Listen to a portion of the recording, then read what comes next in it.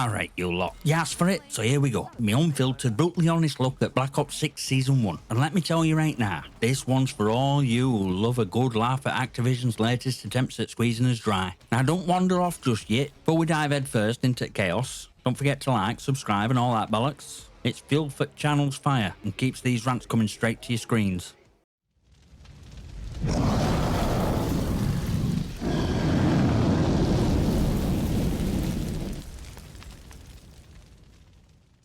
Right, let's start with Crown Jewels of Black Ops 6 Season 1. New multiplayer maps. Hideout, Extraction and Heirloom. Now they look alright at first glance. Got a bit of verticality to them, which is nice. Till you realise they're about the size of a shoebox again. Lovely. Because if there's one thing we all adore, it's tiny maps where you spawn, breathe and immediately get your head taken off by some camper sitting 10 paces away. But hey, I'll hold back a smidge of judgment till they officially drop. And believe me, I'll try them out. I'm willing to get good old British benefit at that. But am I holding my breath for old groundbreaking? Absolutely not. This has got spawn trap frustration written all over it. And then we've got in-season maps. Nuketown back. Again. Because clearly we've all been sitting here thinking, you know what I miss? Nuketown. Yet again.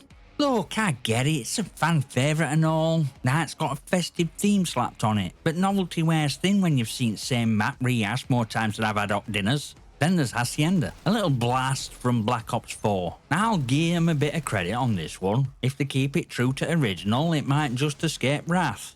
Maybe. Last we got this new map called Racket. Brilliant name. Sounds about as exciting as watching paint dry. But hey, maybe it'll surprise us. Maybe.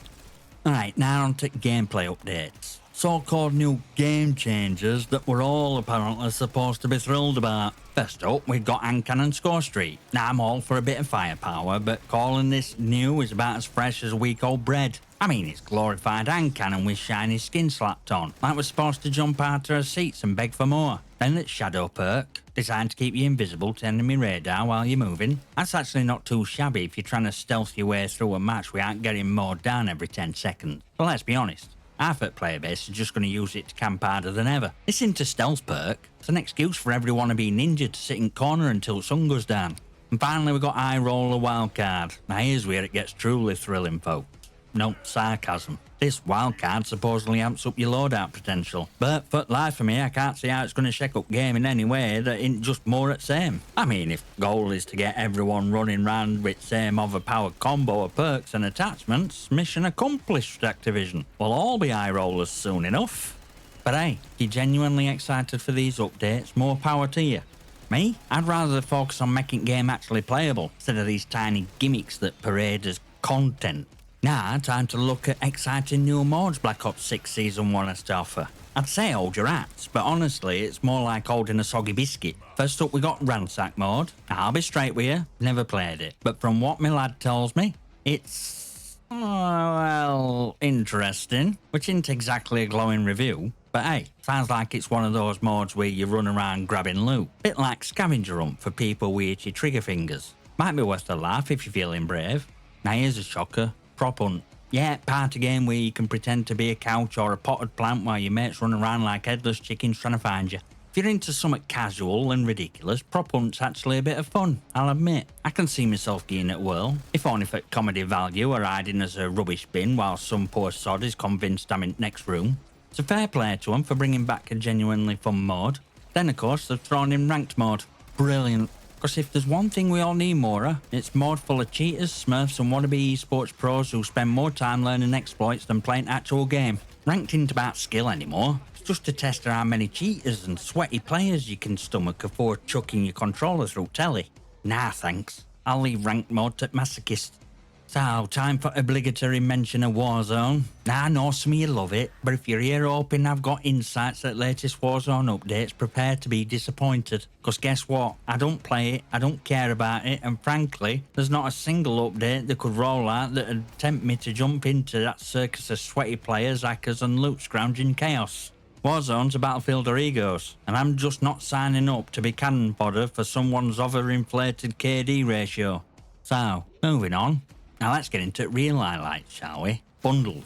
Oh yeah, those sweet overpriced bundles. We're getting a bit of fan service here with Replacer. And before you ask, yeah, I can hear sarcasm dripping from my own voice as I say it. They brought in Peter Stormare, but it's clear Activision shelled out half the marketing budget just to make this happen. So now they expect us to cough up for this overpriced tracer pack as if he's doing us all a massive favour by existing in game. And don't forget commercials, because if there's one thing we all crave, it's being marketed to with hilarious promos that try way too hard to convince us that these bundles are worth it. And then we've got Brightmare skin, because clearly what every Call of Duty game needs is a big neon unicorn outfit so you can prance around like a magical idiot in Battlefield. Seriously, what is this madness? I get appeal or oddball skin here and there, but this is like some fever dream concocted by a designer who just got tired of gritting military aesthetic and thought, you know what? Unicorns. Brilliant.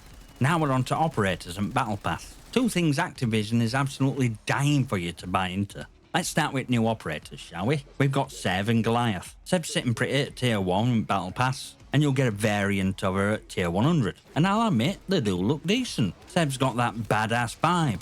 And Goliath? He's got a Black Cell Pass exclusive with companion finishing move. Because apparently what every gamer needs is to feel like a complete gladiator while being charged out at nose for it. But here's the thing, I'm not buying it.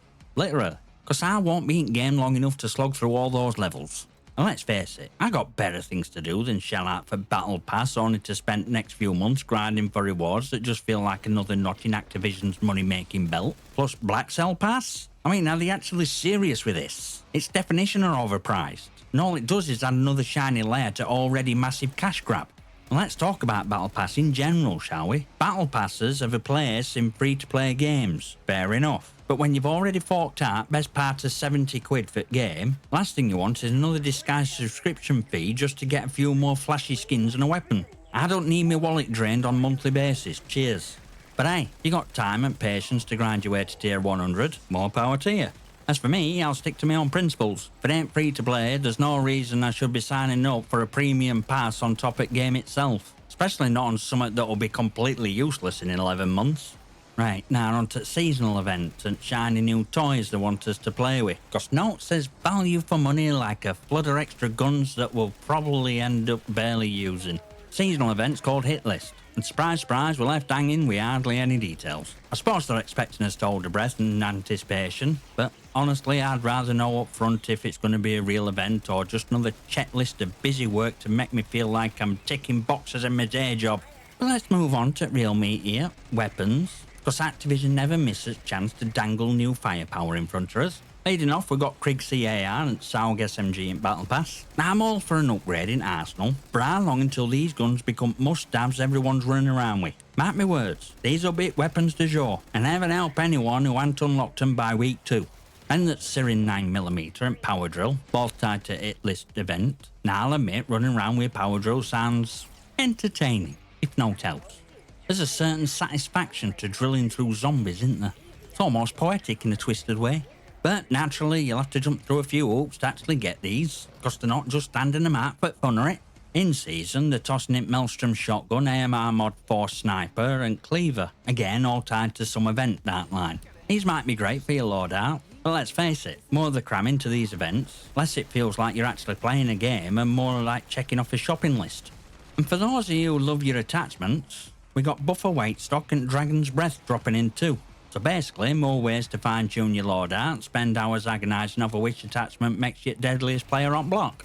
Now, let's talk zombies. Finally, something that might actually be worth your time. Black Ops has had some cracking zombie mods in past, and this season, they're giving us a few updates that might just make grind worthwhile. For starters, we're getting directed mode for those still struggling to crack Easter eggs on Terminus and Liberty Falls. So if you're one of those players who still can't make heads or tails at hidden steps, this might be a ticket for you. Call it training wheels, call it whatever you like, but at least they're helping folks get through these labyrinth-themed puzzles without tearing their hair out. But let's get to the real reason you're here. New map, Citadel des Morts. And let me tell you, this one looks properly wicked. It's got that eerie Der Eisendrache vibe. And if trailers out to go by, it's going to be a sprawling nightmare of undead horrors and tight corners. Add to that a fresh perk, new field upgrade, an ammo mod, and a load of other mid-season content that's bound to give mod some fresh blood. Might have to wait for mid-season to actually dive into this, but based on what I've seen, this is kind of thing that might actually get me excited to jump back into zombies. And we're also getting 3 new gobblegums. Now they've kept details hush-hush, so let's just hope they don't disappoint. Maybe something that actually shake things up instead of being another throwaway power-up we won't remember in next round. Fingers crossed to bring back some chaotic energy we've come to expect from good old gobblegum. To be fair, I have had a blast in Zombies mode so far. It's one place in game where you can actually feel effort put into design and gameplay. No marketing fluff, no overpriced skins, just you, your mates and order undead nightmares. So when mid-season hits, I'll be there. You can bet I'll give Citadel de Morts a proper go.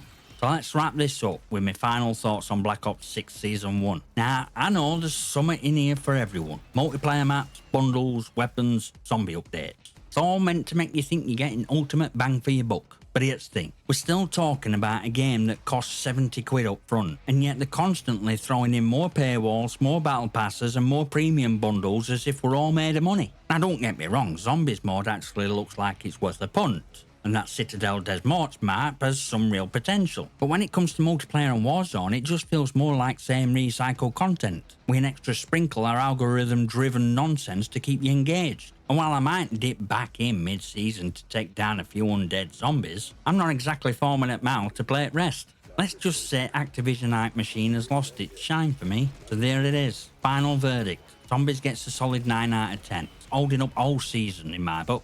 Multiplayer, lukewarm 4. Warzone? Let's give that a big fat 0 since I'd rather sit through a timeshare presentation than play it. And campaign? Still gathering dust, because frankly I've got Cold War to finish first. And that's my take on Black Ops 6 Season 1. If you're into it, great. Go out there, grab your battle pass, buy your unicorn skin and live best life. I'll be over here waiting for next zombies drop. And hey, if you enjoyed Rant, don't be shy. Smash that like button, hit subscribe and leave your comments and questions below. I might just feature them on the channel. I'll see you next time, you magnificent.